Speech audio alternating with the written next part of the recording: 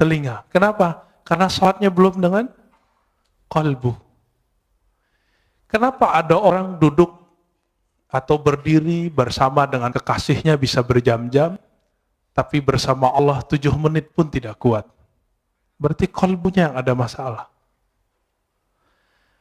Wa idza fasadat fasadal jasadu kulluh. Jika telah rusak kecocokannya, maka rusaklah semua yang di tubuh. Ala wahyal qalb. Ala bahasa Arab itu litanbih. Artinya ketahuilah gitu. Wahyal qalb itu adalah qalbu. Saya tidak mau berbicara ini qalbu secara kedokteran, walaupun hadis ini bisa dibawa ke ilmu tib, ilmu kedokteran. Tapi ini ilmu rohani. Al-qalb, kena kata qalbu di Quran lebih dari 100 kali dengan jamak dan mufrad. Ada lebih dari 100 kali, semua menyebutkan tentang ahwal rohani, bukan ahwal jasmani.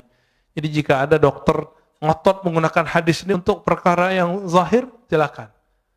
Tapi kita menggunakan hadis ini sesuai yang diturunkan Nabi sallallahu alaihi wasallam. Jika si qalbu itu tawadhu, maka rukuknya terasa nikmat. Maka Bapak Saudara bakal Allah, ketika imam itu kunut, tidak ada perasaan ingin keluar dari imam jika tidak berkunut. Perasaannya biasa aja. Bisa ikut kunut, bisa tidak. Tapi tidak ada perasaan ingin keluar dari imam. Imamnya ahli bid'ah. Nggak ada perasaan itu. Terbersih ada perkataan itu di kolbu, dia sudah rusak. Bagaimana mungkin di dalam sholat kita buruk sangka dan mengatakan seseorang itu buruk gitu. Betapa buruknya rohani ini. Oleh karena itu kami, meskipun misalnya diimami oleh seseorang yang tidak hafal Quran, bacaannya salah-salah, itu kita biarin aja dulu. Nanti selesai sholat, kalau nggak ada orang, baru kita kasih tahu. Kenapa? Siapa yang menggerakkan dia jadi imam?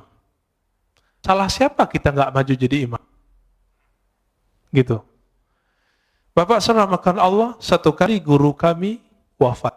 Maulana Syekh Muhammad Nuruddin Al-Khalidi An-Naqsyabandi. Ketika beliau wafat, itu hujan Masya Allah. Imam Az-Zahabi menyebutkan satu perkataan dari seorang imam ahli hadis di abad ke-6 Hijriah. Apa kata beliau? Ciri-ciri seseorang itu meninggal dirahmati Allah, maka Allah kirim malaikat dalam bentuk awan. Fayughfar lahu, maka diampuni baginya. Kalau guru saya ini bukan hanya awan, itu hujan dari beliau sakaratul maut sampai esok pagi, sampai kemudian kita kuburkan, itu hujan gak berhenti. Apa yang ajaib? Keluar dari rumah, itu rumah gadang, ya. Turun dari rumah itu ketika kita bawa keranda, itu hujan berhenti. Kayak ada yang kendaliin. Masuk masjid, hujan deras, dan itu sangat ajaib. Ketika selesai sholat, kita zikir, tahlil, segala macam, kami keluar, hujan berhenti. Tapi di saat ketika mau jadi imam, orang yang beliau angkat jadi wakilnya, itu seorang yang ummi, bacaan Qur'annya nggak bagus. Tiba-tiba ada seorang murid yang dianggap telah durhaka oleh beliau, ingin tebar pesona jadi imam. Padahal nggak ada yang nyuruh beliau. Awalnya mau narik dia untuk turun, tapi tiba-tiba beliau dapat ilham. Dari kolbunya sendiri yang bicara. Apa kata kolbunya? Hei, kamu tidak usah emosi. Yang menggerakkan dia ke depan siapa? Itu Allah, bukan kamu, bukan dia. Dipikir-pikir, oh saya juga nggak hafiz Quran. Ya sudah. Itu ya, itu adabnya. Maka saya tidak pernah lagi marah waktu karena jenggot saya nggak terlalu panjang, celana saya kadang jingkrang, kadang tidak. Satu kali di satu masjid, kita masuk, semua jamaah sudah siap mempersilakan saya jadi imam, karena saya ustadz di situ. Tiba-tiba dia nyelonong dari luar masjid, keluar, masuk, dan kita lihat wow, penampilannya sangat perfect. Celananya jingkrang, jenggotnya panjang, pakai kopiah. Emang sangat perfect. Tapi nggak salam, nggak kalam. Ya udah, akhirnya saya yang komat. Kenapa? Ingat kalimat yang tadi. Siapa yang menggerakkan dia? Allah. Karena seandainya dia jadi makmum, dia akan benci kepada saya. Dan salah satu imam yang Allah tidak ridhoi jika makmumnya tidak ridho kepadanya, jika ridhonya tidak berkaitan dengan syariat, tidak masalah. Tapi kalau berkaitan, itu bermasalah. Maka kita biarkan. Ya. Saya ikutin aja. Ya. Yang saya lihat bukan dia, tapi yang saya lihat adalah gerakan-gerakan dari Allah Ta'ala. Bapak, Ibu, Saudara, makan Allah, kalau orang begitu, kira-kira kebencian keluar nggak dari kalbunya? Insya Allah keluar ya. Baik. Kembali ke yang tadi. Maka al-a'mal, amal itu masdaruhal qalb. Tempat terbitnya adalah kalbu. Tapi dia butuh bukti. Maka di Quran disebut i'malu fasarallahu a'makum. Beramallah kamu, maka Allah akan memperhatikan amalmu. Nah, pertanyaannya, merasa diperhatikan Allah nggak tadi sholatnya? Berarti sholatnya belum ngamalin ayat ini. Coba, mulai hari ini, beramal itu karena ayat itu. Beramallah kamu, Allah akan pandang amalmu. Tapi apa yang Allah pandang? Maka ditaksis dengan hadis Nabi Sallallahu Alaihi Wasallam, hadis Imam Muslim tadi, dan Imam Bukhari juga ada yang semakna, bahwa Allah memandang ke kalbumu. Jadi yang dipandang itu bukan rukuknya, tapi ini yang disebut ahwal dalam rukuk. Mesti rukuk. Yang dipandang bukan sujudnya, sehingga jidat kita mulai sakit ketika sujud lama. Bapak kalau buka kopiahnya mungkin ada hitamnya. Bukan itu yang Allah lihat. Betul, beruntung kalau yang punya itu. Nanti malaikat maut pun mikir-mikir mau cabut, wah ini ahli tahajud ini kayaknya ya. Tapi bukan itu yang kita kejar. Kalau bisa sembunyiin itu. Kenapa? Karena yang disebut simahum fi wujuhim min atharis sujud, itu artinya efek sujudnya itu terlihat di wajahnya. Apa efek sujud? Ketika orang sujud, dia lebih merendahkan wajahnya, otaknya yang doktor, otaknya insinyur, otaknya yang sarjana, otaknya yang hafiz, otaknya yang pinter itu, dia taruh di mana? Di bawah bokongnya. Di bawah tempat keluar najis semua. Maka orang-orang ini dihina orang tidak akan marah. Kenapa? Dia sendiri telah menghinakan dirinya di hadapan Allah Ta'ala. Bukankah kita, Bapak soft nomor 2, bukankah dibelakangi oleh orang yang soft depan? Itu kita sudah biasa menghina diri. Tapi kenapa kemudian jika disinggung orang sedikit ngamuk? Ini yang tidak wajar di kalbu. Berarti belum salah. Kalbunya belum saleh. Dalam kalimat ini dikatakan, jadi keadaan fisik itu selalu menerjemahkan keadaan kalbu. Jika kalbunya sedang tawadu, dia pasti rukuk. Jika kalbunya sedang bersah diri, pasti dia mengatakan, la haula wala quwata illa billah. Jika kalbunya sedang menta'zim Allah, pasti dia mengagumi dan mengatakan subhanallah. Subhanallah itu bukan maha suci, itu terjemahan biasa. Subhanallah artinya maha hebat engkau ya Allah. Bapak saudara makanallah ikhwan akhwat fillah. Oleh karena itu Nabi SAW 13 tahun itu tidak diwajibkan sholat. Coba lihat. Berapa lama Rasulullah berdakwah? 13 tambah 11. 13 tahun gak wajib sholat kecuali sekali semalam. Surat Al-Muzammil. Qumil laila. Bangunlah malam hari. Itu aja. Meskipun 3 tahun sebelum hijrah, beliau telah dapat kewajiban 5 rakaat, 5 rakaat, beliau belum wajib sholat. Kenapa? Karena Nabi yashtaghil bi amril qalb. Nabi sibuk dengan perkara kalbu. Coba lihat ayat pertama turun. Iqra. Bacalah. Surat Muzammil, wazkurisma rabbik. Sebutlah nama Rabbmu. Menyebut nama Allah, membaca nama Allah, itu dengan kolbu baru terasa. Ya, baru pakai lisan. Makanya beberapa ulama kita zikir ya Allah, ya Allah, Allah, Allah, Allah, itu ngamalin surat Al-Muzammil itu. Nggak usah pakai dalil-dalil aneh, itu dalilnya. Ini kan susah-susah debat, ya, nyari-nyari dalil. Karena ada ustadz yang mengatakan bid'ah zikir Allah, Allah. Kenapa? Zikir harus dengan kalimat yang jumlahnya kamilah, jumlah mufidah, kalimat yang lengkap. Memang kalimat Allah kurang lengkap. Bukankah ada ayat kulillah, katakanlah Allah. Ada kok. Dan itu satu kalimat. Satu kata tapi menilainya satu kalimat. Waladzikurullahi akbar. Dan sungguh menyebut Allah itu lebih besar dari semuanya. Oleh karena itu Badi'uz Zaman Sa'id Nursi itu di Bersalahnya yang jilid 6 mengatakan ulama-ulama ahli qalbu untuk menghabiskan ego al-ananiyah itu mereka hantam dengan menyebut nama Allah, Allah, Allah, dan itu ada efeknya. Apa nama yang dimasukkan ke dalam kolbu, itulah nanti keluar. Karena air yang dimasukkan ke dalam kendi, dalam gelas, jika putih keluarnya putih, jika hitam keluarnya hitam. Jika yang dimasukkan asma'ul husna, maka keluarnya adalah akhlak yang hasanah. Jika yang dimasukkan hubbud dunya, maka keluarnya itu tamak. Kalau ustadz itu lebih bahaya. Dai itu kalau hasadnya ulama itu bawa dalil. Coba lihat di YouTube itu. Itu membedain orang hasad nggak hasad gampang di situ.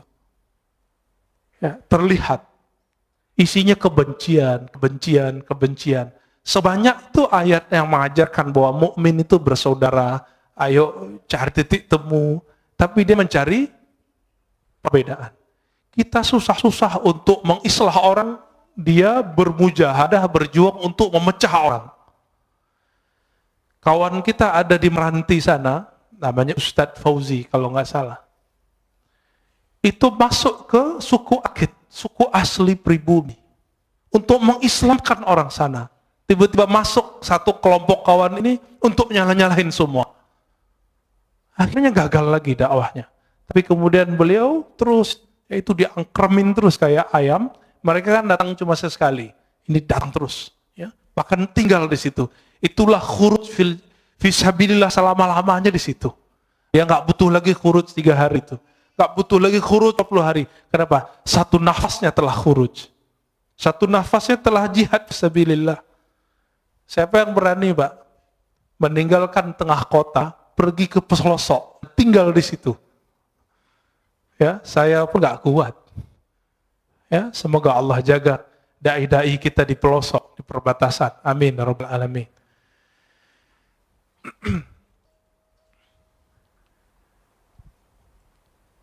Oleh karena itu, masyayikh kita mengajarkan zikir qalbu ketika latihan, maka kurangi dulu zikir-zikir fisik. Dulu kami latihan 40 hari, itu cuma zikir qalbu. Yang wajib-wajib kita nggak boleh tinggal. Sholat jamaah, 5 waktu, sholat Jumat. Yang itu kita kejar terus. Tapi kerjanya ngapain? Setelah sholat, zikir. Setelah zikir, zikir. Setelah zikir, zikir. Setelah zikir, zikir. Sampai tidur pun zikir. 40 hari, 40 malam. Kami kurangi makan, kurangi tidur, kurangi macam-macam kata-kata orang sekitar. Ngapain itu? Itikaf kan 10 hari doang kok 40 hari. Dia lupa, Nabi Yunus itu itikafnya di dalam perut ikan berapa hari? 40 hari. Nabi Musa di Tur Sina 40 hari. Nabi Muhammad SAW di Goa Hira juga 40 hari. Dan itu rutin terus. Jadi kalau ingin mewarisi rohani Rasulullah SAW, minimal apa yang telah beliau fikskan, 10 hari. Bisa nggak ninggalkan dunia? 10 hari sebelum betul-betul kita meninggalkannya. 10 hari nanti bisa nggak, Pak? Tapi handphonenya off, tidurnya dikurangi, makannya dikurangi, maka harus ada tim gizi ketika orang itikaf. Di sini ada dokter, ada ahli gizi, silakan Pak ngobrol nanti. Kurangi makan daging, boleh makan daging. Tapi kalau cuma itikaf makan daging, syahwatnya besar, nggak bisa ngapa-ngapain. Maka disebutkan taklilut ta'am, mengurangi makan, termasuk memilih makan-makan yang ringan-ringan. Maka kami 40 hari itu, sampai hari ke-20 vegetarian. Hari ke-21 baru makan daging. Karena ngobrol dengan dokter. Kata dokter, sel-sel itu kalau nggak dapat daging selama 20 hari, maka dia akan makan yang ada di tubuh. Padahal itu udah tertulis oleh Maulana Khalid Al-Baghdadi dalam kitabnya. Beliau bukan dokter. Tahu dari mana coba? Tapi dapat ilham. Maka ilham qalbu, jika dipertemukan dengan kajian-kajian ilmiah, ketemu. Karena ilmu itu dari Allah Ta'ala. Ilmu dari Allah. Allah yang disebut Al-Alim, sumber semua ilmu. Jika dipertemukan ilmunya orang belajar grammar dengan orang belajar manhaj qalbu sama. Yang mempertemukan namanya Imam Al-Qushairi. Punya kitab judulnya Nahwul Qulub, Nahwul Qalb. Grammar qalbu. Ada Pak kitabnya. Ya, kawan kita sudah buat disertasi S3 untuk itu. Tapi semoga dia juga mengamalkannya. Ya. Jika di qalbu itu muncul kezuhudan, sekarang kita langsung masuk. Jika muncul kezuhudan, maka orang itu nanti akan suka puasa. Jadi puasa itu efek warid yang datang ke qalbu. Apa arti warid? Anugerah rohani datang ke qalbu. Zuhud itu nikmat yang lebih besar dari dunia dan seisinya. Orang kalau sudah masuk zuhud ke qalbunya, hidupnya kenyang. Nggak ada keluh kesah, kebahagiaan itu ada meskipun dunia tidak di tangannya. Tapi orang-orang zuhud bukan berarti dia orang miskin. Banyak orang miskin cinta dunia. Tiap hari mikirin gimana makan. Berarti dia belum zuhud. Jadi rugi 2 kali, udah miskin nggak zuhud. Orang kaya itu paling bisa zuhud karena dunia sudah di tangan. Tapi kalau kolbunya tidak dapat zikir kalbu, jadi kalbu itu punya zikir. Zikir lidah la ilaha illallah, subhanallah. Zikir kalbu Allah, hu, hay, qayyum. Asma'ul husna itu zikir kalbu. Dan ini harus diambil dari ahlinya. Sebagaimana kalau kalbu kita sakit, kalau badan kita sakit, kita datang ke dokter. Dan masalah kita semua apa? Masalah kita cuma satu, kita nggak adil dengan kalbu. Giliran sakit badan, ya repot kemana-mana. Ini virus corona aja udah rame kemana-mana. Ya. Tapi kalau ada virus kalbu, orang nggak rame. Udah berapa tahun nggak khusyuk. Udah berapa tahun tidak menikmati baca Quran. Kok nggak datang-datang ke ahli kalbu? Waras nggak sih? Gitu. Adil nggak? Ini yang disebut innallaha yuhibbul muqsitin. Maka Allah sebut orang-orang yang berilmu yang adil itu qaiman bil qist. Orang-orang yang berilmu itu dia betul-betul adil terhadap dirinya. Kita nggak adil. Cari dunia dari pagi jam 6, pulang pun jam 8, 12 jam. Tapi cari akhirat, kita ajak setengah jam aja bilang apa? Ustadz, saya ini sibuk. Ada seorang ibu-ibu minta diajarkan zikir, kita ajarkan zikir. Terus bilang, Ustadz, nggak ada zikir yang ringan, saya ini sibuk. Saya tanya, ibu umur berapa? 70. 70 karyawati, pragawati. ASN. Enggak, terus apa sibuknya? Bingung juga dia. Berarti selama ini kita ini sok sibuk. Dan semua orang mengundur amalnya sampai dia udah tua. Berarti warid belum datang ke kolbunya. Dia memulai amal selama ini selalu dari zahir, belum dari kolbu. Maka Imam Bahauddin Syah Naqsyaband mengatakan apa? Ketika orang sibuk dengan perkara zahir, Maka kajian zikir pertama kami adalah zikir qalbu. Bidayatu tariqatina, nihayatu turuq. Awal dari cara zikir kami adalah akhir dari semua zikir yang dipelajari oleh orang-orang di luar. Itu manhaj beliau. Jadi orang kalau sudah sibuk zikir salat baru zikir qalbu. Kalau beliau enggak, qalbu dulu. Kenapa? Ala wahyal qalb. Inilah zikirnya ulama-ulama ahli qalbu. Jika masuk ke qalbu itu al-hirs. Hirs itu ada kesukaan, kerajinan, ya, ada perasaan senang. Maka orang ini akan rajin tahajud, rajin sedekah, rajin semua zikir itu kayaknya ringan di tangannya, ringan di lidahnya. Bapak salah makan Allah, dulu seorang kawan saya berdoa, Allahumma adim alaina zikrak. Ya Allah, dawamkan zikir kami kepadamu. Saya tegur, jangan doa begitu. Yang Nabi ajarkan, Allahumma a'inni ala zikrik. Ya Allah, bantu aku menyebut namamu. Karena Nabi tidak pernah mengajarkan, ya Allah, dawamkan zikir di qalbu kami. Itu mustahil, kecuali Rasulullah sallallahu alaihi wasallam. Dalam sholat pun kita masih ingat selain Allah Ta'ala. Jika yang datang di qalbu itu syauq, rasa rindu yang dalam, maka orang ini biasanya zikirnya mulai bergerak. Nah, zikir ini yang jarang datang ke kita. Minimal gerak matanya nangis, itu zikir rindu. Jadi rindu itu datang dulu ke qalbu, baru saat dia berzikir ada rasa nangis. Bukankah sebagian Bapak Ibu ketika mendengarkan imam kita tadi sholat teringat mana? Sudais, ya. Semoga Allah muliakan beliau. Amin. Kita teringat itu. Bagi mereka yang punya pengalaman sholat di belakang Sudais, dia rindu, dia bisa nangis. Itu baru rindu dengan imam dunia. Imam sholat di Mekah. Bagaimana imam la'imah Sayyidina Rasulullah SAW. Maka orang ini saat mengatakan Allahumma salli ala Sayyidina Muhammad, air matanya pasti mengalir. Itu yang disebut dalam syair-syair Hisan bin Sabit. Kullul qulub, semua kalbu itu rindu kepada Nabi. Tapi bukti rindu itu hanya satu. Dumu'ul ain. Ketika air mata itu berkaca-kaca, air mata itu mengalir.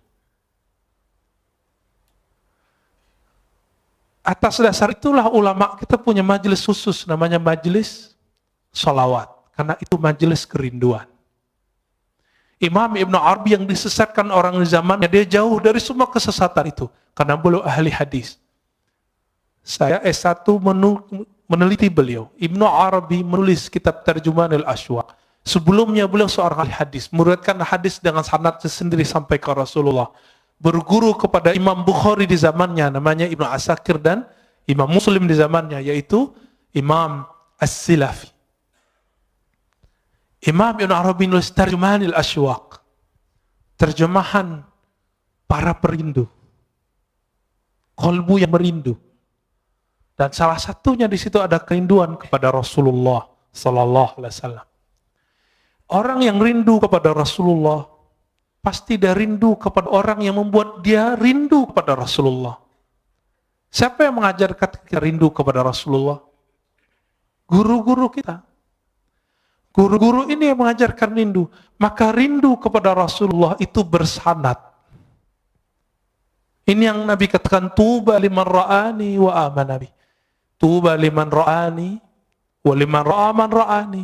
Beruntung orang yang memandangku. Kalau nggak ketemu aku, dia ketemu murid-muridku. Atau murid dari muridku. Ini yang disebut tuba. Bagaimana Bilal ibn Rabah? Ketika Omar datang ke Damaskus, Bilal dipanggil. Wahai Bilal, kami rindu Rasulullah. Apa kata Bilal? Lalu apa yang harus kau lakukan? Kata Omar, tolong engkau azan. Ingatkan kami kepada azannya di zaman Rasulullah SAW. Lalu dia azan. Setelah sekian lama Rasulullah wafat, dia nggak mau azan. Kenapa? Setiap kali dia azan, dia bisa pingsan. Itulah rindunya, seseorang perindu. Dia bergerak, badannya bergetar ketika rindu. Kalau dia kuat, dia bisa terus. Jika tidak, dia pingsan.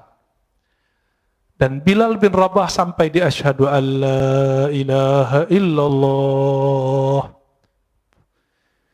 Sampai di asyhadu anna Muhammadar Rasulullah. Ketika sampai di bagian itu, dia tidak sanggup lagi menahan tangisnya. Dia berhenti, tersenduh-senduh, baru dia lanjutkan. Bahkan di riwayat lain beliau pingsan. Itulah para perindu. Makanya zikirnya para perindu itu ada 3. Jika di mata dia menangis. Jika di tubuh dia bergerak. Jika tidak kuat maka dia pingsan. Inilah zikir-zikirnya qalbu. Karena sebab syauq datang. Rasa rindu itu datang. Dan rindu itu sumbernya satu. Al-mahabbah. Rasa cinta kepada Allah dan Rasulullah. Bapak saudara makan Allah. Terkadang kalau orang rindu itu gombal. Benar nggak? Kalimat-kalimatnya aneh-aneh. Dalam ilmu zikir, ilmu qalbu disebut dengan syatahat. Apa arti syatahat? Kalimat yang lompat dari mulut karena gejolak-gejolak rindu dalam kalbu. Jika seseorang merasakan rindu tersebut, maka muncullah syatahat. Inilah yang muncul pada Imam Junaid, Imam Abu Yazid Al-Bustami, bahkan imam seperti Al-Hallaj. Al-Hallaj mengatakan, ma fi jubbati illallah. Di jubahku hanya ada Allah. Dia tidak dihukum karena ngomong itu. Tapi dia ketika mengatakan, haji itu cukup di rumah. Tapi itu ternyata bukan perkataan dia. Jadi dulu karena buku tidak ada copyright-nya. Salah satu bukunya tentang asrar haji disalin oleh orang tertentu, lalu ditambahkan di situ. Haji tidak perlu ke Mekah, cukup di rumah. Ketika dihakimi, dibawa ke pengadilan, Al-Hallaj ditanya, ya Hallaj, haza kitabuk? Hei Hallaj, ini kitabmu? Hallaj mengatakan, oh itu judul kitabku, tapi dia tidak tahu isinya. Langsung hakimnya mengatakan, taib, kamu zindik, kamu fasik, langsung divonis esok hari, dipenggal. Al-Hallaj, wafat tahun 309 Hijriah. Kata Imam Al-Ghazali, seandainya aku jadi qadhinya, jadi hakimnya, tentu aku tidak akan mau hukumi gantung baginya. Itu kata Imam Ghazali. Tapi ya sudah, ya. Tilka ummatun qad khalat laha, ya, ma kasabat. Kita lanjut. Sampai jam berapa? Masya Allah. Nanti sholat syuruknya diundur, ya. Ngaji lebih afdal daripada sholat. Imam Ibnu Majah meriwayatkan dari Nabi SAW bahwa mempelajari satu bab ilmu lebih afdal dari sholat 100 rakaat. Ya. Baik. Jika yang muncul di qalbu itu al-khauf, dia juga nangis. Apa arti khauf? Rasa takut. Tapi bedanya, al-khauf ini beda dengan syauq. Jika syauq bikin orang bergetar, tapi kalau khauf tidak, bikin orang diam. Ada lagi raja. Raja itu harap. Jika orang berharap, Allah menerimanya. Bapak saudara makan Allah, kita ini semua punya dosa. Benar nggak? Mulai dari ujung rambut sampai ujung kaki. Tapi apakah dengan dosa itu kita berhenti beramal? Enggak. Masih ingat Salahuddin Al-Ayyubi? Salahuddin Al-Ayyubi, seorang pejuang hebat, raja di zamannya, sultan, itu pernah meminum khamar. Kata Imam Zahabi dan Siyar A'lamin Nubala, kana yashrabul khamr. Dulu Salahuddin ini enggak sholah, enggak bagus. Ngapain dia? Namanya kan Ayub atau Yusuf, ya. Salahuddin ini dulu suka minum khamar. Orang kalau minum khamar pasti zina. Orang zina ya lanjut judi semuanya lengkap. Nakalnya bukan main. Maka jangan kalau ada anak muda hari ini malam-malam kita lewat, dia minum khamar, dia jahat, jangan benci dulu. Siapa tahu nanti dia jadi mujahid fi sabilillah. Jangan benci dulu. Ya, tadi kita pas lagi nyetir, tiba-tiba ada yang, ya anak orang pakai motor truk-truk, ya, suka-suka dia. Saya mikir, jangan-jangan ini Salahuddin. Menghibur diri. Biar husnuzan, biar gak benci, siapa tahu. Kita punya sahabat, dulu peminum, suka narkobaan, sekarang Masya Allah, amal zikir, banyak. Bahkan ada yang sudah menjadi ustadz, banyak. Ya. Jadi jangan hukumi orang dengan waktu dia bermaksiat. Siapa tahu itu maksiat terakhirnya. Jangan pernah sucikan orang dengan amalnya. Siapa tahu itu amal soleh terakhirnya. Besok dia maksiat terus. Tapi semoga itu tidak terjadi. Maka Bapak Saudara makan Allah, jika di Quran lebih dari 100 kali Allah membicarakan kolbu, kenapa ajaran-ajaran kolbu tidak dominan dalam kajian-kajian kita? Yang dominan apa? Kajian fikih, sunnah, bid'ah. Ingin mempergi kolbu, tapi yang terjadi keras kolbu. Ini coba aja. Kita bertahun-tahun ngaji sunnah bid'ah. Apa yang terjadi? Kolbu keras. Keras bukan main. Karena Rasulullah awal ngajar orang bukan ngajar sunnah bid'ah. Yang pertama diajar oleh Rasulullah apa? Qalbu. Jadi kalau ada orang sibuk dengan sunnah bid'ah, dia salah berguru. Tapi kalau sudah selesai belajar qalbu, baru belajar itu. Jadi saya berbeda sedikit dengan banyak orang. Orang mengira belajar tasawuf itu setelah belajar fikih. Enggak. Bagi saya belajar tasawuf dulu, belajar fikih. Baru belajar akidah lebih awal ya. Akidah, tasawuf, fikih. Kalau enggak yang terjadi nanti debat. Suatu kali Imam Fakhruddin Ar-Razi, pengarang kitab Mafatihul Ghaib, datang ke seorang ahli qalbu. Lalu ahli qalbu itu menyindir Fakhruddin yang punya tafsir sepanjang tangan saya ini. Namanya Mafatihul Ghaib. Dia mentafsir Bismillahirrahmanirrahim 1 jilid. Ini di sini ayat sudah berapa turun di sini, ya. Tapi beliau mentafsir Bismillah 1 jilid. Sampai sekarang kawan saya ngaji Bismillahirrahmanirrahim 7 tahun belum selesai. 7 tahun Pak belum selesai.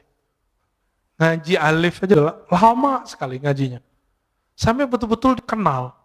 Kenapa Bismillah itu kok diulang-ulang di Quran? Ternyata itulah awal yang ditulis di Lauh Mahfuz. Ketika Allah pertama ciptakan Lauh Mahfuz, apa kata Allah? Uktub. Faqala ma aktub. Qala uktub Bismillahirrahmanirrahim. Hadis sahih Imam Tirmizi. Jadi Allah ciptakan Lauh Mahfuz. Apa arti lauh? Lauh itu seperti kumpulan data. Semua data ada di situ. Data semua dunia dan akhirat. Apa kata Allah? Hai Lauh Mahfuz, tulislah. Lalu dia bertanya, apa yang kami tulis ya Allah? Uktub Bismillahirrahmanirrahim. Maka mengkaji Bismillahirrahmanirrahim, mengkaji semua makhluk. Selesai Pak semua. Rahman itu semua makhluk. Rahim khusus wali-wali Allah. Kekasih-kekasih Allah. Nanti lain waktu cari gurunya ya. Ada yang pakar ilmu ini. Tapi tidak boleh dikaji terlalu luas. Imam Fakhruddin Ar-Razi kemudian bertanya, ketika disindir, tafsirmu itu belum apa-apa. Dia kaget. Terus tafsir yang bagus gimana? Dia tafsirlah 1 ayat. Fakhruddin Ar-Razi bengongnya bukan main, lama dia berpikir, loh kok dia tahu makna itu ya? Kok saya udah baca buku, mungkin ratusan ribu lembar dia baca buku, kok nggak paham itu?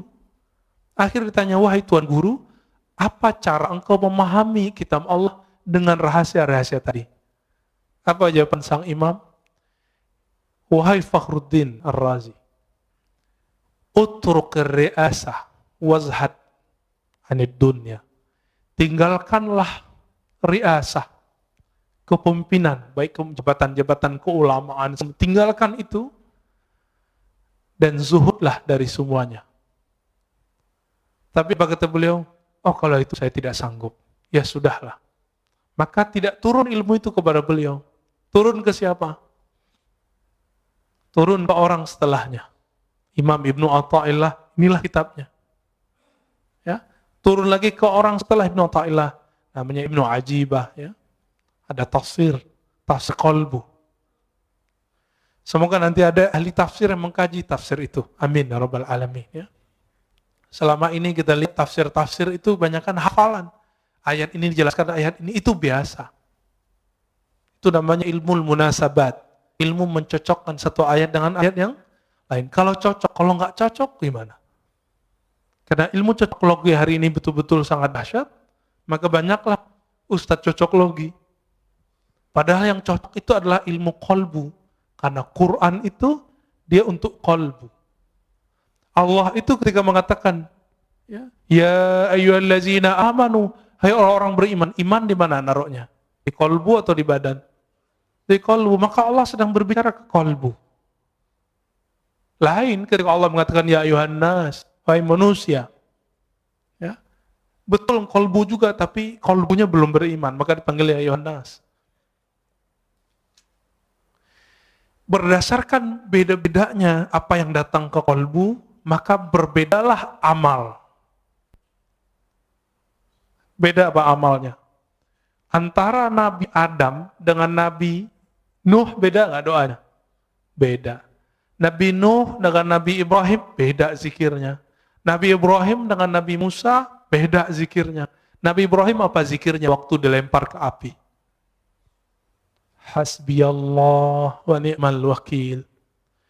Cukuplah Allah sebaik-baik yang mengurus melindungiku. Itu api zahir. Apalagi api dunia, api syahwat.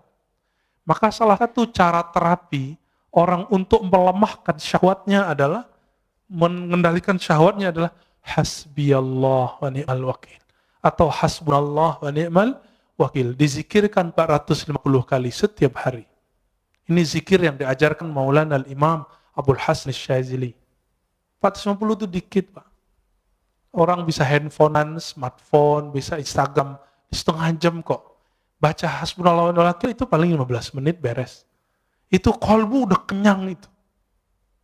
Ini yang diwariskan para nabi. Siapa yang zikir hasbunallah wa ni'mal wakil, dia akan menjadi pewaris Nabi Ibrahim. Siapa yang zikir la ilaha illa anta subhanaka inni kuntu minaz zalimin, dia telah mewarisi rohani Nabi Yunus. Kenapa Nabi mengatakan al-ulama warasatul anbiya? Setiap ulama itu dia mewarisi rohani para nabi. Nabi tidak doktor. Nabi tidak baca kitab. Nabi baca yang di kolbunya. Maka orang yang mewarisi kenabian itu mewarisi kolbu Nabi sallallahu alaihi wasallam. Maka jangan andalkan gelar-gelar kita. Udah lewatin semua itu. Tanya ke dalam kolbu, aku mewarisi Nabi siapa? Dan orang yang disebut kutubul awliya, wali paling poros. Yang keberkahan bumi itu karena doa-doanya. Jika Imam Ibrahim bin Adham mengatakan, ya ashabal hadis, wahai ahli hadis, tolong doakan kami. Bikum tudfa'anna al-masaib. Karena kalian musibah-musibah Allah jauhkan dari kampung kami. Oleh karena itu para imam kita sebagai disebut oleh Imam Zahabi mengatakan aqrabut turuq ilallah al-hadis, talabul hadis. Salah satu jalan pintas menuju Allah adalah belajar hadis. Karena Allah belajar hadis nyebut sanad dari fulan, dari fulan, dari fulan, dari Nabi, dari Jibril, dari Allah Ta'ala. Itulah sanad Quran, sanad hadis qudsi, sanad hadis Nabi sallallahu alaihi wasallam. Imam Ahmad mengatakan al-qurbu ila Rasulillah qurbun ilallah. Orang yang punya silsilahnya dekat ke Nabi, dia telah dekat kepada Allah Ta'ala. Maka Bapak Saudara, karena ahwal qalbu itu beragam yang datang, maka di antara ulama itu ada yang ahli ibadah. Kenapa? Yang muncul di qalbunya hirs, doyan ibadah. Nah, ini yang terjadi pada kawan-kawan saya yang senang khuruj, ya, senang wiridan. Jangan salahkan dia. Tegur saja dia kalau kelebihan. Ya, mungkin dia beramal tidak dengan ilmunya. Dilupa kalau punya anak istrinya. Ya, tegur aja baik-baik, kasih nasihat, jangan depan orang. Ketika yang masuk ke kolbu itu asyauq, maka orangnya akan suka berdendang, bersyair, bersolawat. Maka muncullah dalam peradaban Islam Barzanji. Muncullah syair-syair Imam Ibn al-Farid. Ya, muncul semua itu. Maka syair-syair di Jawa muncul Macapat ya. Yang mau copot ya. Itu yang dari Sunan Kalijaga. Itu waliullah besar, Pak.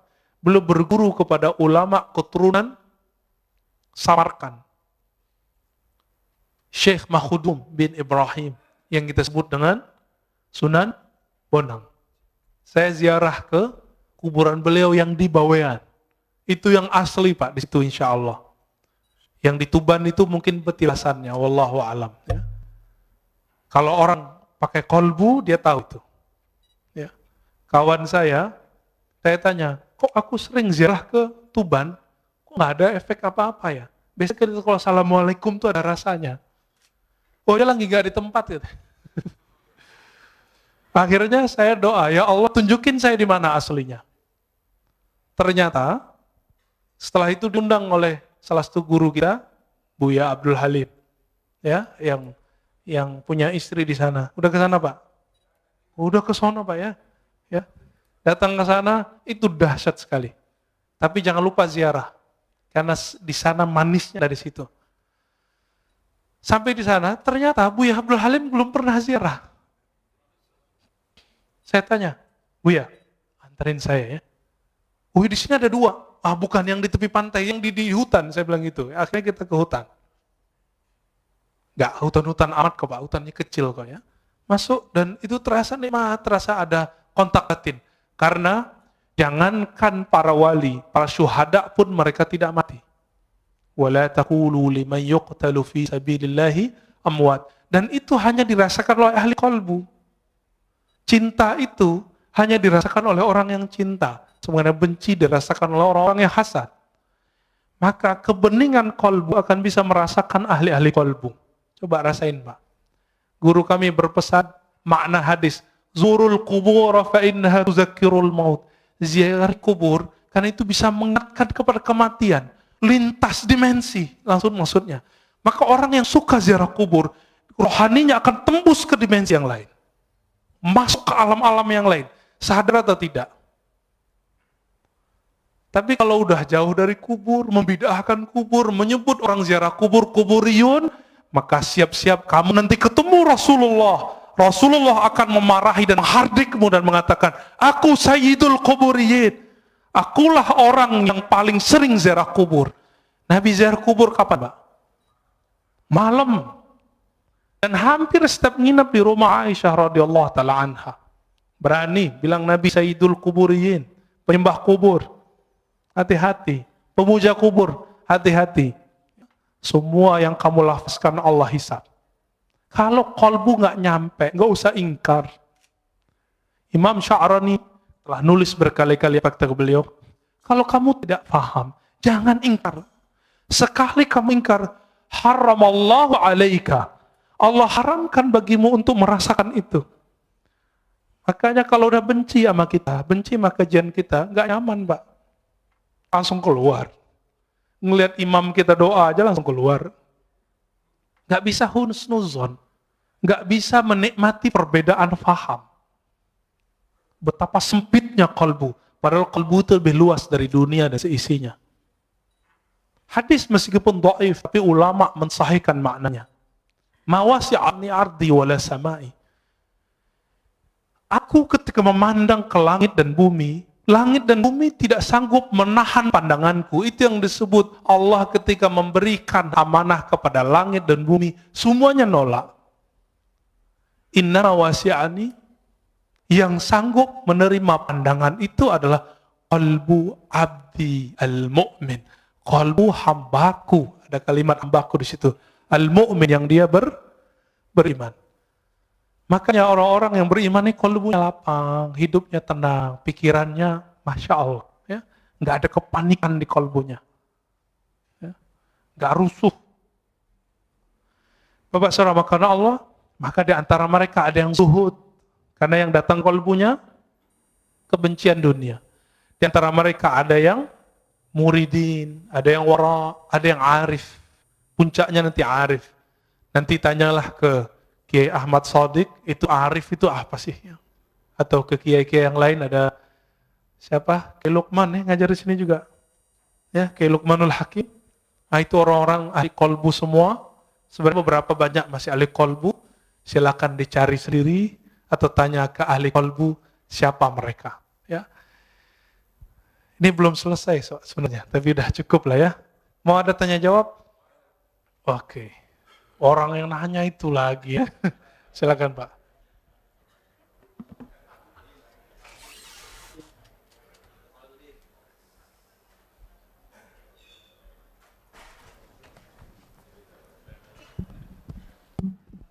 Terima kasih. Assalamualaikum warahmatullahi wabarakatuh.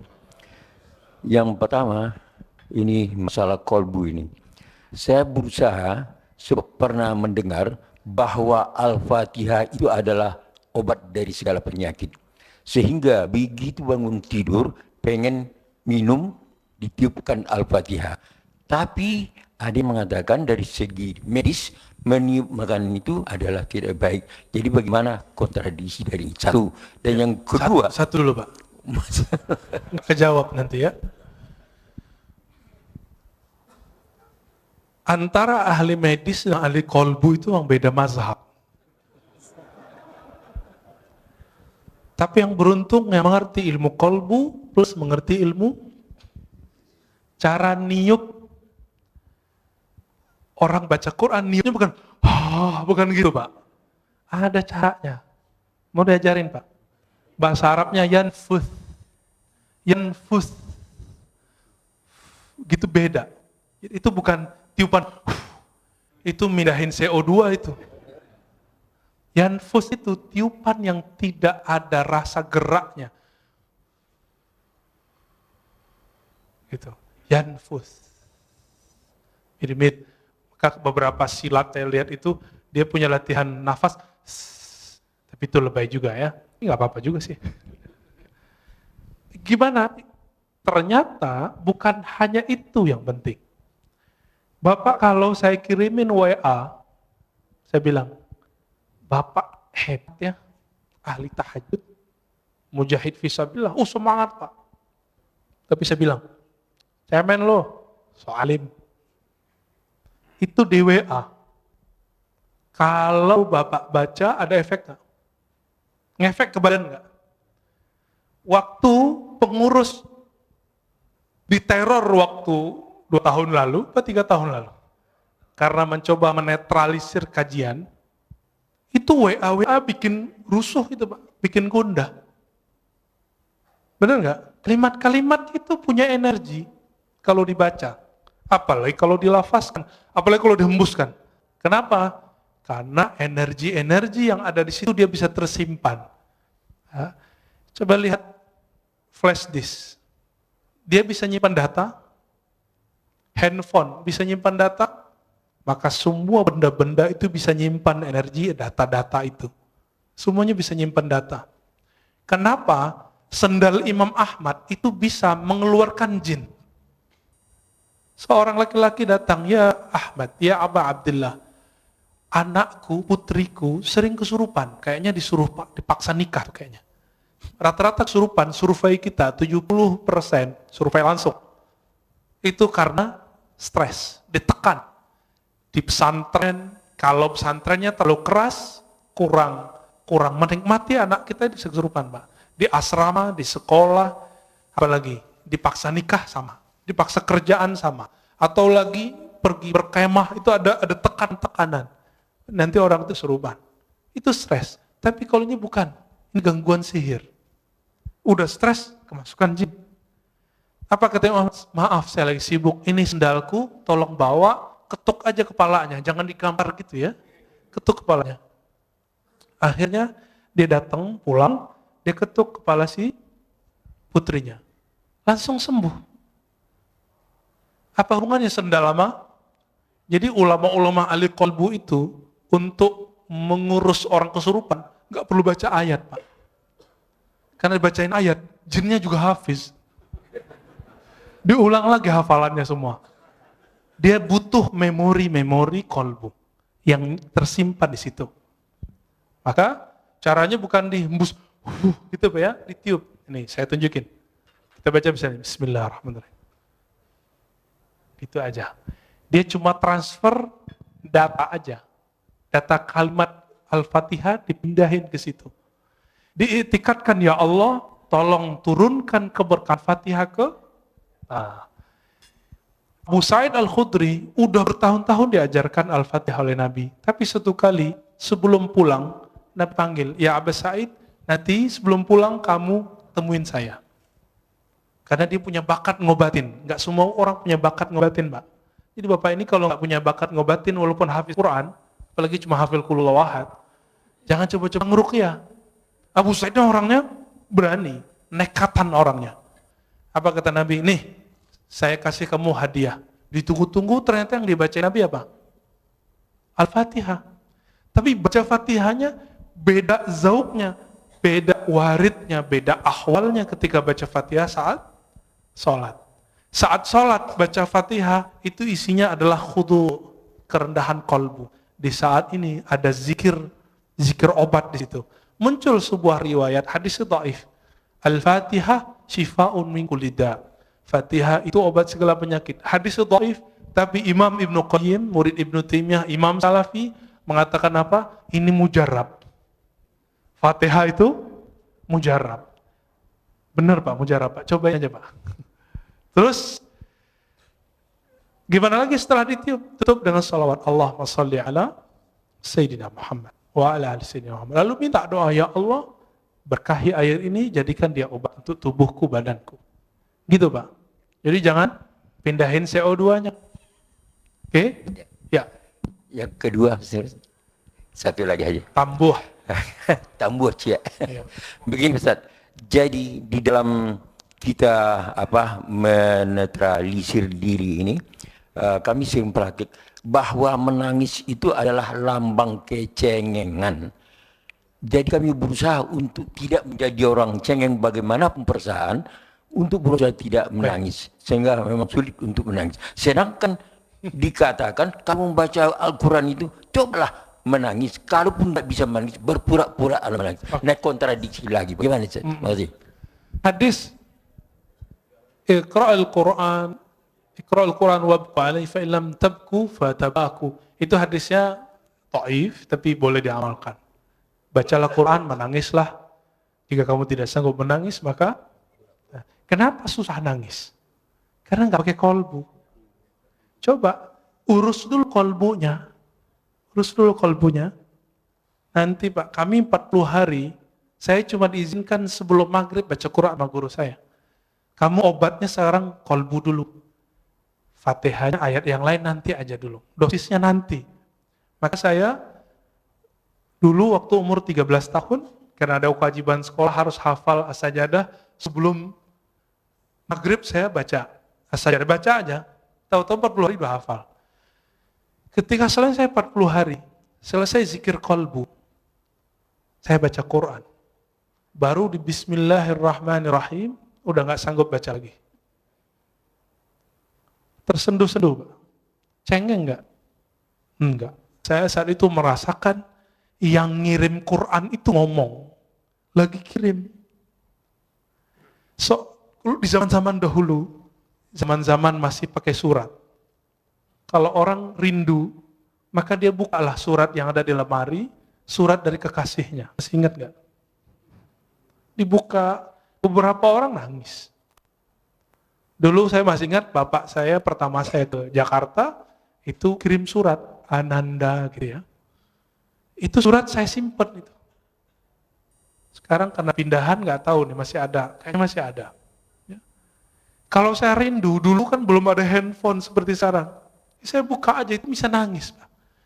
Kalau surat dari ayah ibu bisa bikin nangis, bagaimana dengan Allah yang mewasiatkan untuk berbuat baik ke ayah dan ibu? Lebih nangis lagi. Nah, maka munculkan dulu zikir kolbunya, baru kita, inilah ayat pertama, Iqra bismi rabbik. Bacalah nama Rabbmu. Jangan pakai dengan. Dengan itu kalau bahasa Indonesia kesannya dengan nama. Kesannya beriringan. Padahal bi di situ litaukid. Bacalah benar-benar nama Rabbmu. Siapa nama Rabb kita? Allah, itu zikirnya. Allah. Terus semakin kuat menabung nama Allah itu, karena Allah itu besar, maka akan muncul tangis. Tangis itu enggak cengeng, Pak. Tangis itu satu tetesnya mampu memadamkan api neraka. Cengeng enggak? Yang cengeng itu nangis kemana-mana, enggak bisa memadamkan api neraka. Api kemarahan istrinya enggak bisa marah, Pak. Ya.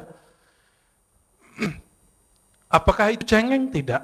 Di Quran banyak sekali ayat-ayat yang menyebutkan salah satu ahwal para kekasih Allah adalah nangis. Ya bukun, mereka nangis. Bahkan ada sindiran orang yang suka ketawa. Ya. Tertawalah sedikit, nangislah banyak. Ada ayatnya. Ini terakhir, Pak. Imam Al-Hafiz Abdul Awwal Abul Waqt As-Sijzi Al-Harawi, guru dari Ibnul Jauzi, guru imam ahli hadis, pakar hadis palsu, didatangi oleh seseorang. Dia pengarang kitab Al-Ba'un Al-Buldaniyah. Ketika dia datang, dia bilang, wahai tuan guru Abul Waqt Abdul Awwal, aku sudah lama ingin ngaji kepadamu, dan aku beruntung dapat keberkahan semajlis denganmu. Mendengar itu, Imam Abdul Awwal langsung nangis. Apa kata beliau? Lau arafta, kalau engkau mengenal aku, mazurtani, engkau tidak akan ziarahi aku. Kalau engkau tahu aibku, engkau tidak akan memandang keberkahan ada padaku. Lalu beliau nangis dan semua yang hadir nangis. Apa kata beliau? Kami dapat hadis, ribuan kali dapat hadis, tapi kalimat yang barusan kami dengar lebih kami sukai dari semua hadis yang selama ini kami dengar. Baru sebutkan hadis. Dikasih makan, nggak mau makan beliau. Kenapa? Sudah nangis duluan. Jadi majelisnya ahli qalbu dari dulu itu nangis. Dan Imam Abdul Awwal ketika sakaratul maut, murid-muridnya ngumpul. Apa kata salah satu muridnya? Gurunya ini zikir dalam qalbunya, tapi muridnya nggak dengar. Kata si murid yang agak kurang sopan. Si muridnya dapat hadis. Lakinu mautakum la ilaha illallah. Talkinkan orang yang sakarat la ilaha illallah. Wahai tuan guru, baca la ilaha illallah. Kata si murid. Apa kata gurunya? Aku sudah di dalamnya, ngapain kamu tegur-tegur lagi? Aku lagi asik, jangan diganggu lagi. Lalu terus menyebut Allah, ya Allah. Dan ketika Allah itu terus dibaca dan belum meninggal dalam keadaan menyebut ya Allah. Udah. Inti la ilaha illallah di mana? Allah. Kalau enggak ada kalimat Allah, ada enggak la ilaha illallah? Nah, inilah talqin pertama yang saya dapat dari guru saya, Syekh Muhammad Nuruddin, yang tadi saya cerita di awal. Yang ketika beliau wafat, jadi hujan lebat. Apa kata beliau? Zikir itu intinya satu, Allah. Kan semua zikir Allah melahirkan la ilaha illallah paling tinggi. Lalu bawahnya Allahu Akbar. Lalu bawahnya subhanallah, lalu bawahnya alhamdulillah, lalu di bawahnya la haula wa quwwata illa billah. Semuanya Allah, Allah, Allah. Maka kalau zikir enggak ada Allahnya, zikirnya hampa. Maka mulai dari zikir qalbu, insya Allah qalbunya selamat. Nanti Bapak bisa nangis, Pak. Ya. Ada lagi? Ini khusus majelis senior nih ya. Pantasan remisa buat majelis senior. Bismillahirrahmanirrahim. Ya. Assalamualaikum warahmatullahi wabarakatuh. Assalamualaikum warahmatullahi. Saya pagi ini dapat guru kolbu nih. Alhamdulillah. Ya, alhamdulillah. Guru Bapak di samping, Pak. Ini saya kenal beliau 40 tahun yang lalu, Pak. Yang ahli kolbu beliau, Pak. 40 tahun yang lalu bersama beliau saya. Alhamdulillah. Ustadz Siregar. Ya.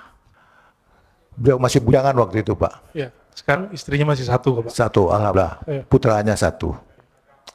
Tadi saya sempat ngobrol sama beliau, luar biasa. Tolong Pak, pada saat Pak Ustaz menemukan belajar kolbu itu, siapa cerminnya? Sekian. Wassalamualaikum warahmatullahi wabarakatuh. Ini tanya bertanya itu, Pak ya. Saya jawabnya dua. Tapi itu tergantung makomnya kita. Maka yang Bapak rasakan, yang guru Bapak katakan sebelumnya, itu belum tentu yang saya dapatkan. Oke? Kalau secara ilmu hadis, al-mu'min mir'atul li akhi. Mu'min itu cerminan bagi saudaranya. Itu secara hadis. Tapi secara ilmu qalbu, cerminan hakiki itu adalah nur Muhammadiyah, nur Rasulullah sallallahu alaihi wasallam. Disitulah orang bisa bercermin. Orang bercermin ke Nabi itulah yang disebut bersanad. Kalau dia tidak punya cerminan ini, nggak punya sanad ini, dia tidak bisa memantulkan cahaya Allah tabaraka wa ta'ala. Kenapa Rasulullah cerminannya? Karena Rasulullah yang paling lengkap mewarisi, dapat memantulkan semua asmaul husna. Ada masuk air putih, keluar air putih. Masuk nama Ar-Rahman, maka muncullah kesayangan Rasulullah ke semua umat. Itulah wa ma arsalnaka illa rahmatan lil alamin. Muncullah Ar-Rahim, maka Nabi SAW mencintai. Itu surat laqad ja'akum Al-Bara'ah ayat terakhir, bagian 2 terakhir. Wabil mu'minina ra'ufur rahim. Wabil mu'minina ra'ufur rahim. Kawan hal-halaj, tapi beda mazhab, beda tariqah. Namanya Imam Ash-Shibli.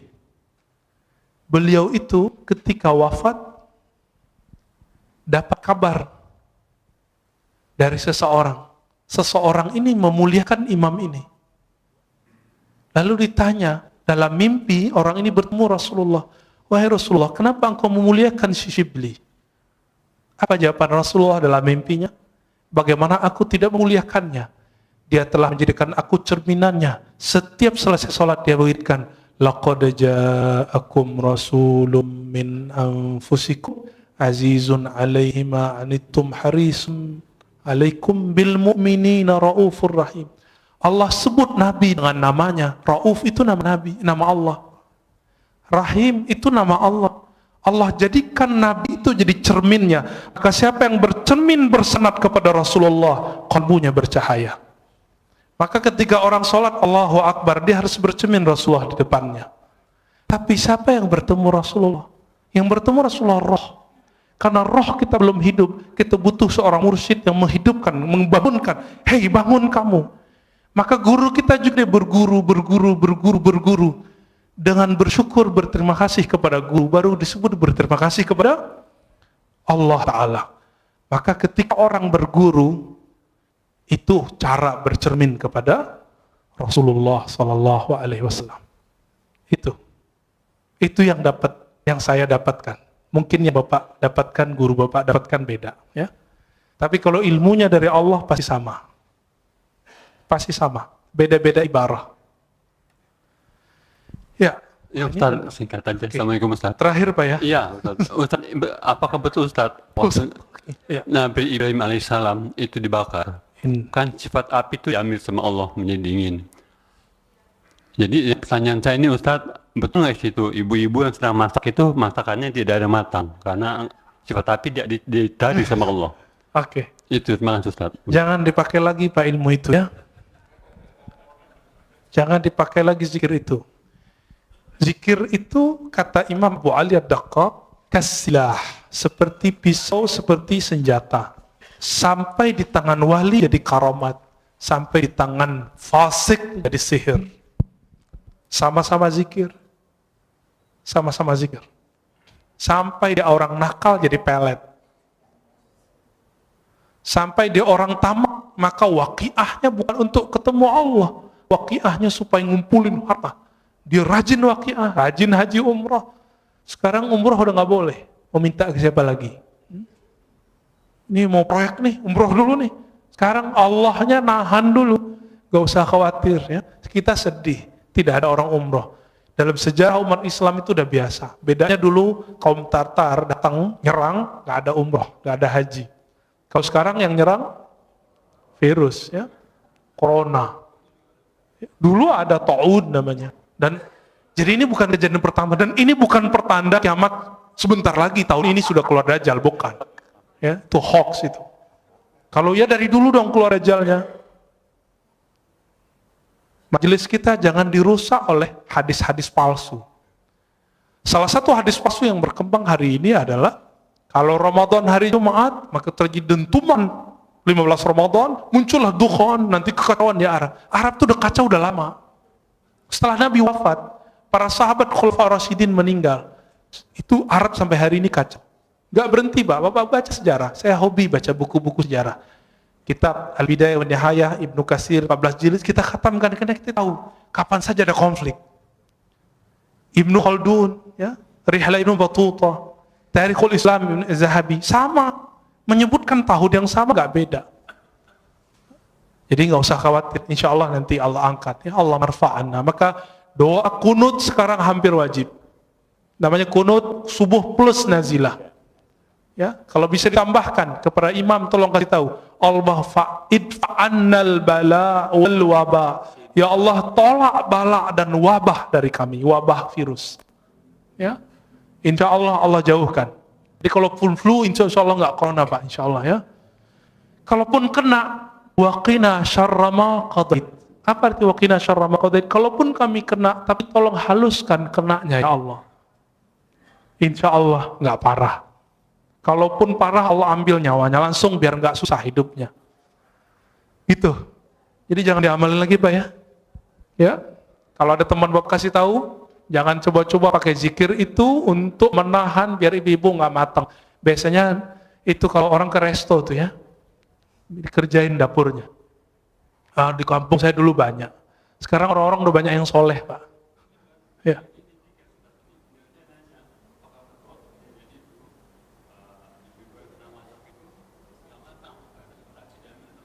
Oh enggak, itu mah ngakal-ngakalin aja ya.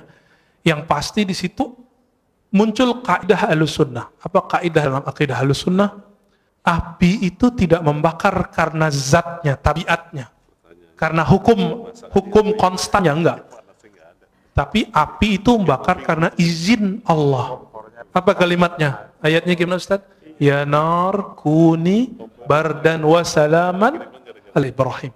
Wahai api, jadilah kamu kuni itu kan asalnya kun, karena nar itu dia bukan benda yang berakal, disebut kuni, disebut dia feminim pakai ya, kuni, hendaklah kamu menjadi keadaannya dingin. Maka kalau api selama ini panas itu karena Allah emang titahkan kamu bakar. Sampai sekarang di kampung kita masih banyak ilmu debus, nggak pakai sihir. Cuma pakai sholat 2 rakaat, zikir sesaat, mereka langsung nggak kebakar. Tapi kita cek di luar itu nggak bisa dia ya. Itu cuma karena dia zikir. Dia lagi ngamalin Bismillahirrahmanirrahim, ya duru, ingin bukti. Jadi dia lagi ngamalin ilmu Nabi Ibrahim. Ya Allah, saya pengen bukti kalau benar ayat ini, benar hadis ini, kalau siapa yang bersama Allah tidak ada yang menyakitinya, buktikan aku ambil api, jangan bakar diriku. Betul. Dan saya punya guru itu. Coba, alhamdulillah ibu saya dulu larang. Almarhumah ibu saya mengatakan, kamu mau jadi apa? Gak usah belajar itu. Lalu ketemu guru kami yang lain, Maulana Kasril namanya, mau jadi emosional atau jadi penyabar? Saya jawab, ya penyabar lah. Kalau mau jadi penyabar, hindari ilmu-ilmu kebatinan. Meskipun boleh secara hukum syariat. Makanya saya nggak belajar ilmu-ilmu aneh, Pak. Ini belajarnya ilmu silat lidah aja. Ya, jadi tidak benar semua api saat itu cuma satu api, tidak semua api. Ya, siapa juga yang masak saat itu? Ya, ya itu khayalan orang lagi mentafsir. Terakhir Pak Mirwan. Assalamualaikum warahmatullahi wabarakatuh. Assalamualaikum. Tadi Ustaz katakan Sayyidina Umar Ya. minta kepada Bilal supaya azan mengingatkan kita kepada Rasulullah. Sallallahu. Kebetulan tadi juga imam kita Hasanuddin Sinaga jadi imam Sinaga apa Siregar? Sinaga. Siregar. Sinaga, sorry. Kita rindu suara beliau ini. Karena tahun 97 dulu beliau ini imam di sini. Alhamdulillah. Makanya kita rindu. Ini siapa yang bawa ini? Bang Adek tadi ya. Kalau bisa sering-sering bawa Bang Adek. Alhamdulillah. Yang kedua mengenai tunggu dulu. Alhamdulillah lupa. Iya. Tadi apa ya? Mengenai suluk tasawuf di kampung saya itu banyak, Ustaz. Oh, iya. Cuma kami dulu sebagai pemuda menganggap ini ilmu Apa ini? apa ini dipelajarin ini. Nah, Iya. setelah di Jakarta ternyata Pak Ustadz memberikan yang sebenarnya, ya bagaimana ilmu itu dilakukan. Sehingga Pak Ustadz yang masih muda, masih seumuran anak saya, tapi emosinya tidak tinggi. Sementara saya masih meletup-letup ini. Gimana kira-kira Ustadz? Demikian, Assalamualaikum warahmatullahi wabarakatuh. Assalamualaikum warahmatullahi wabarakatuh. Betul, orang berguru, berlatih, bersanad, istiqomah, dia melewati umur fisiknya. Maka guru-guru kami, di mudanya mereka sudah jadi syekh. Syekh itu artinya orang tua. Dan saya dikasih gelar syekh oleh guru saya umur 27. Umur saya sekarang 34. Jadi masih jauh dibandingkan imam kita. Tapi umur 12 tahun, saya sudah belajar zikir, alhamdulillah. Umur 13 kita riyadhah. Dan riyadhah itu, latihan itu, riyadhah artinya latihan yang berulang-ulang. Kami kerjakan sampai hari ini. Sampai hari ini. Kami nggak perlu banyak-banyak ilmu, dikit tapi kami amalkan. Zikir itu dari pangkal sampai ujung, zikir intinya cuma Allah. Maka kami zikir Allah setiap hari. Itu aja setiap hari. Guru saya mengatakan, hei, kamu mau bahas apa saja, semua wali zikirnya ini. Betul, kita udah ketemu banyak wali-wali Allah, dan semua zikirnya ini. Gak lepas dari nama ini. Dan ternyata inilah warisannya Nabi Muhammad SAW, yang orang banyak lupa. Orang kalau nuzul Quran cerita apa, gak cerita zikir. Ya. Orang cerita zikir, bahasnya sunnah bid'ah lagi, gak jadi zikir-zikir. Ya. Yang di kampung Bapak itu, Bapak yang Aceh kan? Ya. Itu ada Syekh Muda Wali. Syekh Muda itu gelar khas orang Sumatera Barat.